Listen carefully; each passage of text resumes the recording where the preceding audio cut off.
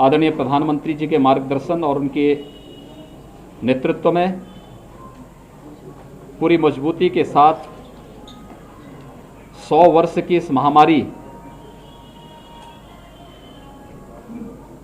को मजबूती के साथ मुकाबला किया जा रहा है और उसके अपेक्षित परिणाम भी सामने आ रहे हैं। प्रदेश के अंदर भी हम लोगों ने कोरोना महामारी के खिलाफ जो अभियान चलाया है,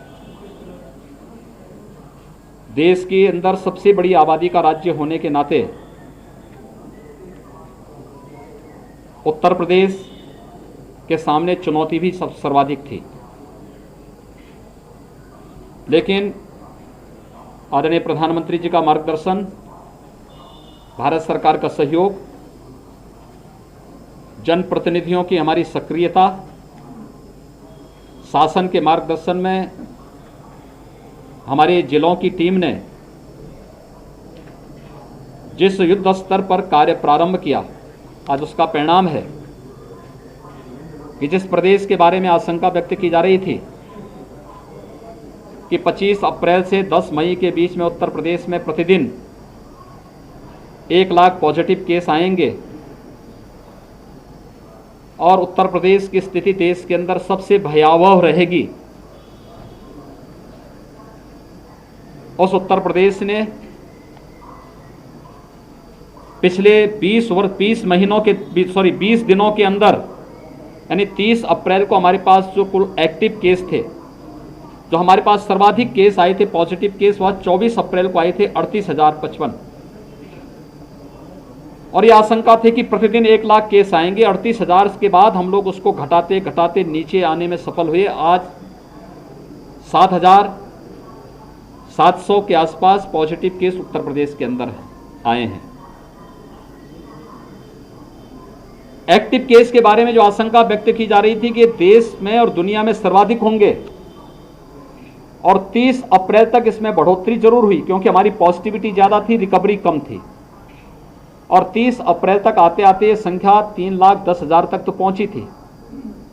लेकिन पिछले 20 दिनों के अंदर जो बृहद अभियान चला है ग्रामीण क्षेत्र में, शहरी क्षेत्र में, आज उसका परिणाम है कि पिछले 20 दिनों के दौरान 2,04,000 एक्टिव केस प्रदेश के अंदर कम हुए हैं, यानी इतनी रिकवरी हुई है और वे लोग अपने घरों को वापस जा चुके हैं या घरों में सुरक्षित हैं। इसके लिए हमें टेस्ट करने पड़े।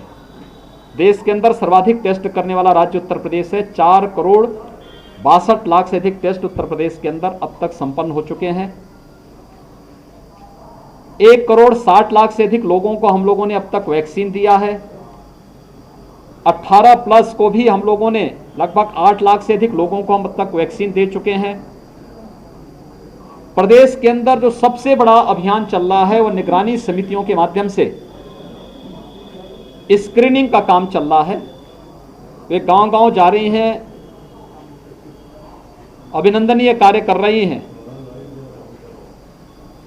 और गांव-गांव स्क्रीनिंग करने के साथ साथ मेडिसिन किट का वितरण, फिर आरआरटी की टीम वहां जाकर के उन लोगों का जो भी लक्षण युक्त या संदिग्ध व्यक्ति पाए जाते हैं उनका एंटीजन टेस्ट करते हैं। एक बृहद अभियान चल रहा है और इस अभियान को हमारे जनप्रतिनिधियों ने भी लिया है कि अपने अपनी विधानसभा में मेरा गांव कोरोना मुक्त गांव एक अभियान के साथ चला, जिसका परिणाम है कि तराई की बेल्ट का ये जनपद जो प्रदेश के क्षेत्रफल की दृष्टि से सबसे बड़े जनपदों में गिना जाता है, लखीमपुर खीरी, इस जनपद में मात्र 1400 एक्टिव केस आज के दिन पर बचे हुए हैं। पॉजिटिविटी रेट यहाँ का अब मात्र 4% के आसपास है। इसके लिए टेस्ट बढ़ाने के लिए जिला प्रशासन को कहा गया है।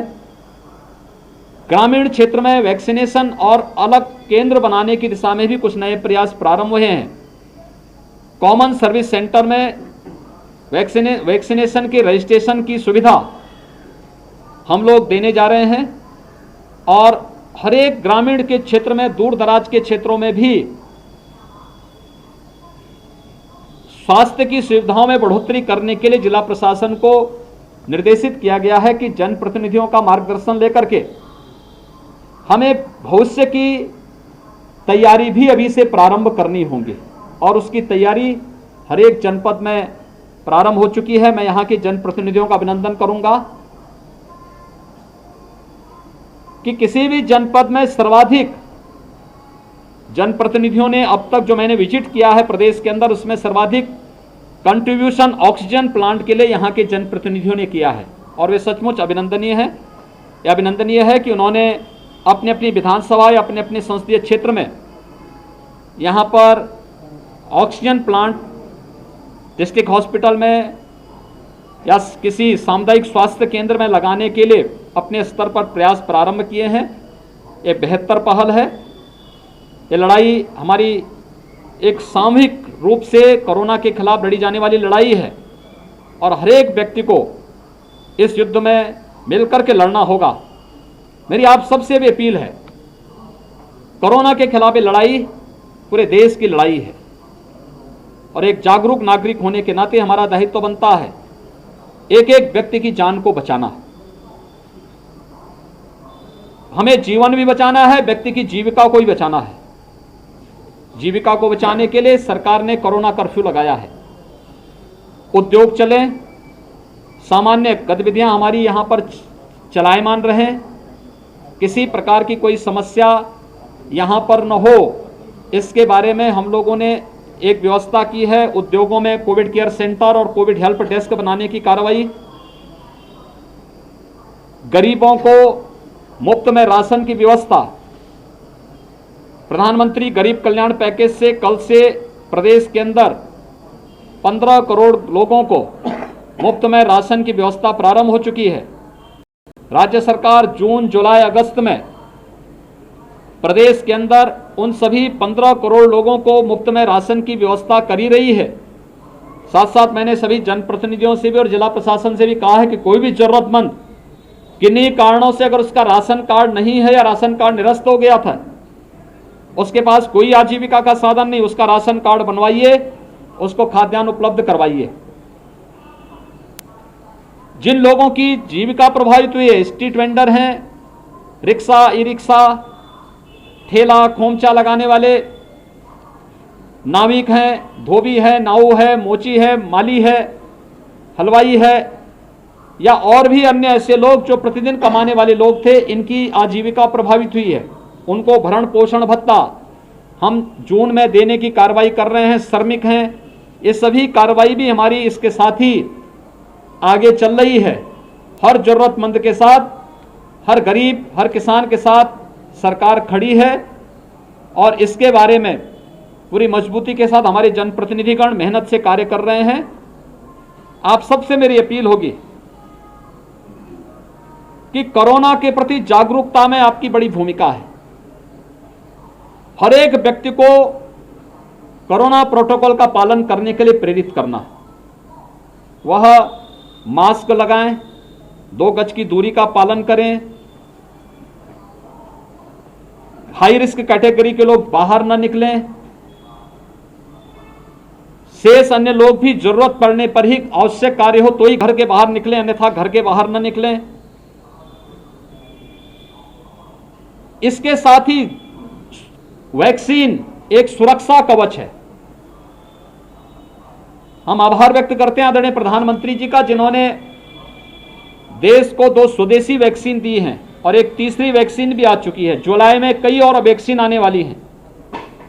स्टेट गवर्नमेंट ने भी ग्लोबल टेंडर के माध्यम से भी तमाम लोगों को इस वैक्सीन के लिए वैक्सीन की उपलब्धता हो।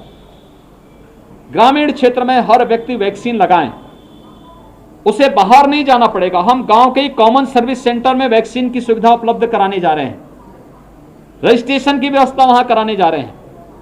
लोग वैक्सीन लगाने के लिए जरूर आएं। इसके बारे में लोगों को प्रेरित करने की भी आवश्यकता है। हमारे जनप्रतिनिधि और प्रशासन तो कर रहा है, मीडिया भी अगर उसमें सहयोग दे सकेगी तो सफलतापूर्वक कोरोना के खिलाफ इस देश की लड़ाई को हम आगे बढ़ा पाएंगे। बहुत बहुत धन्यवाद।